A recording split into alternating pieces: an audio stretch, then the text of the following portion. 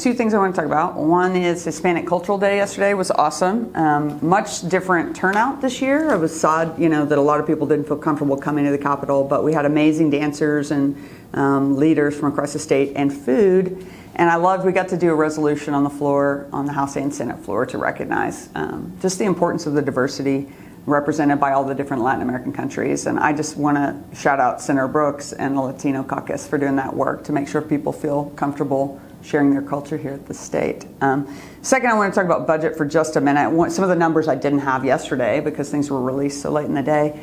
The tax cut plan, I just want to quickly point out some of the numbers for different income brackets from that tax cut so that we're not talking about everyone is not the same. This tax cut's not going to impact everyone the same. The combination of a 0.25% income tax cut and then zeroing out the bottom three brackets for someone who makes $12 or less an hour will be $21 in a year.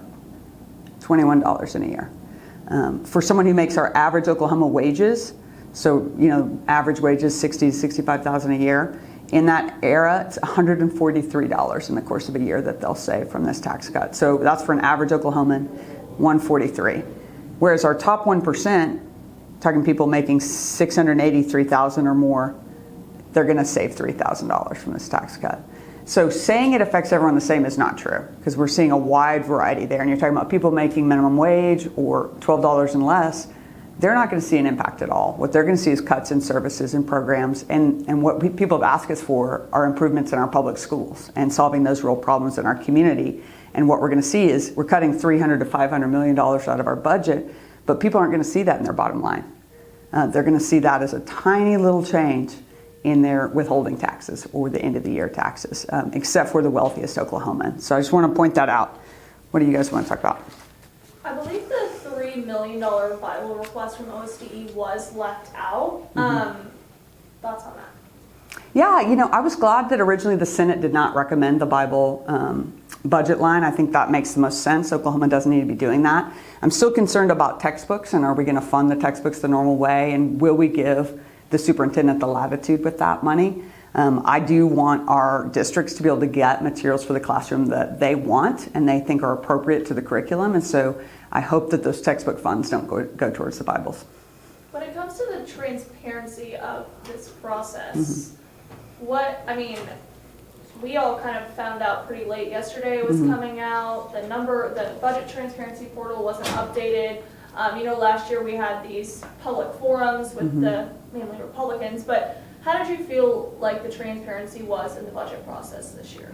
We started strong with transparency. We had a lot of information early about budget asks, how that compared to what the Senate might recommend. We looked a lot at how the revenue projections were, who came up with the revenue projections. But what happened was, the voices we represent were not listened to in the end. We went straight from Senate recommends this to a final budget. That's the next thing we saw. And so I think the fact that they announced with no information shows who was in the room, which there's a whole lot of voices not in the room. We certainly, as representing 600,000 plus people, those voices weren't in the room, that's for sure. And many, many others. I'm concerned that the fixation on one way to, in theory, solve a problem. So the fixation on tax cuts is to appease a very specific part of the electorate. It's really compromising with the far right. Instead of looking at all the other issues we've heard from business leaders, they want to see improvements to our health outcomes. They want to see improvements to our educational outcomes. That's not what we're investing in if we're investing in tax cuts.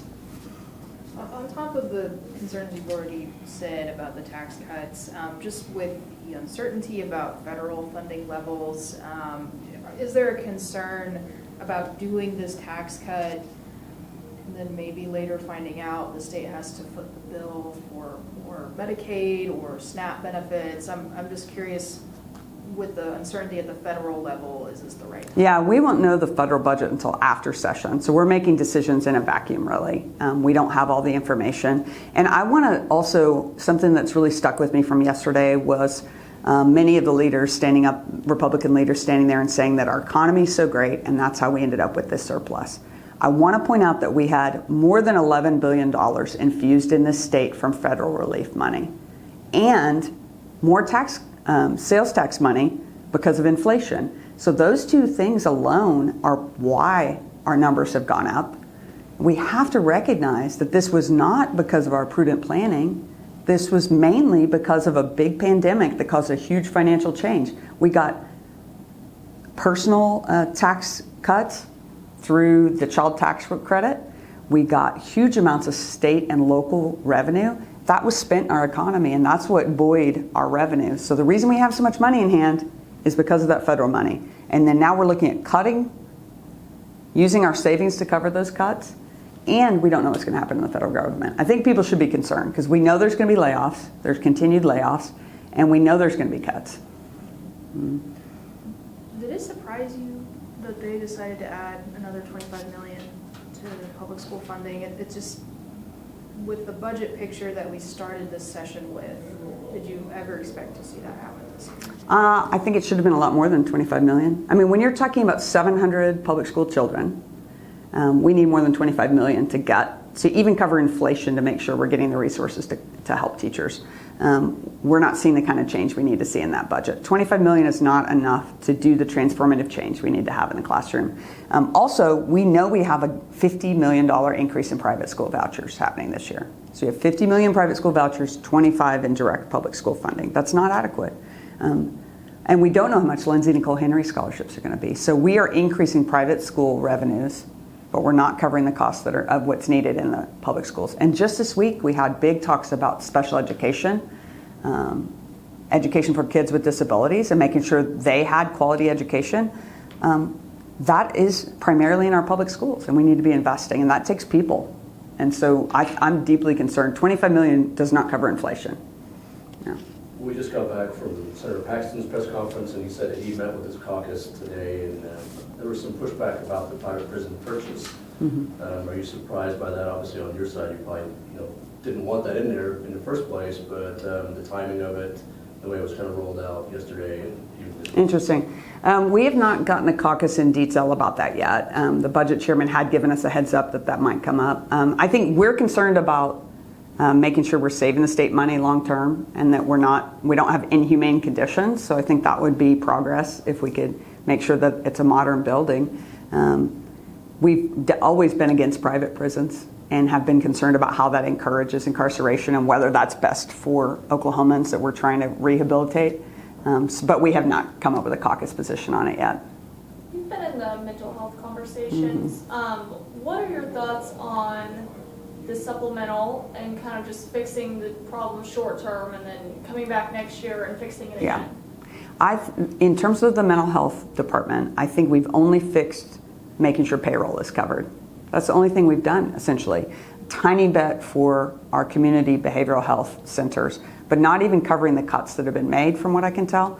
I've asked that question multiple times, have yet to get a clear answer, but I believe it's not going to cover any of the needs for covering uninsured patients that were indicated. We've seen, $100 million over 2 years that has gone up in terms of uncompensated care for people who don't have insurance. So that's a deep concern. They're saying go into the next year flat, and we're going to address it next session. We're talking about a year from now. There's going to be a whole lot of challenges by then if we do this, because we're already hearing instability in terms of drug court, mental health court, crisis response, 988. Those are the systems that we're relying on to cover gaps for people, for Oklahomans. And so I'm not prone to exaggeration, but we are going to see an increase in suicide. We're going to see an increase in overdoses if we don't address the crisis. So I'm worried. We're doing the bare minimum, and we need to do better. I want to ask about some of the bills that have been vetoed. What are some of those bills that you think would be right for an override? I know that there's strong support to override the mammography insurance mandate. That's something the Women's Caucus, many people in the Women's Caucus have signed on to, and I think see that as just important to make sure people have access to quality health diagnosis. That's a huge one. We've been talking about what other bills might be right for it, and I don't think there's clarity yet on that. I know there was one the Attorney General spoke up on involving the Open Records Act. Yeah, I need to look at the Open Records Act one. I'm disappointed. One of my Open Records Act bills didn't move forward in the assumption that one was going to help us out and make sure the AG was enforcing transparency. With that being vetoed, I think we have to revisit the whole conversation. Mm-hmm. Regarding Senate Bill 1027, the initiative petition. Yeah. It was on the agenda earlier this week. It wasn't heard. There's been some protesters outside. It hasn't been brought up again. Do you know where things stand with that? Any reason why it hasn't been brought up? Yeah, I don't know what's happening with 1027. I might ask the floor leader today and see if I can get any information. I assume they put it off because it takes a long time. Because you're talking about taking rights away from the people. We have deep concerns about it. I know the first time it came through, it was a multi-hour conversation, questions, and debate, because we can't let that be an easy process. You know, it's a right given to the people of Oklahoma in the Constitution. We've been getting thousands of calls and emails. We actually had a petition that people have been signing. We've had over 2,000 people sign the petition to ask the governor to veto it, because we're assuming it's going to pass the Senate. So I'm assuming they're putting it off because it's a hard one. The public doesn't want their rights taken away, and so hopefully people are paying attention and pushing back.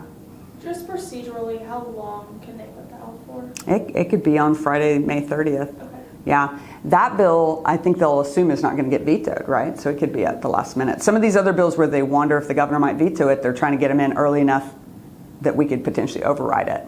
So I bet the majority of bills are heard by the end of next week. This is just my guess. I've been wrong before, because certainly Republican leadership makes the choices they want. But that bill could be pretty late in the game.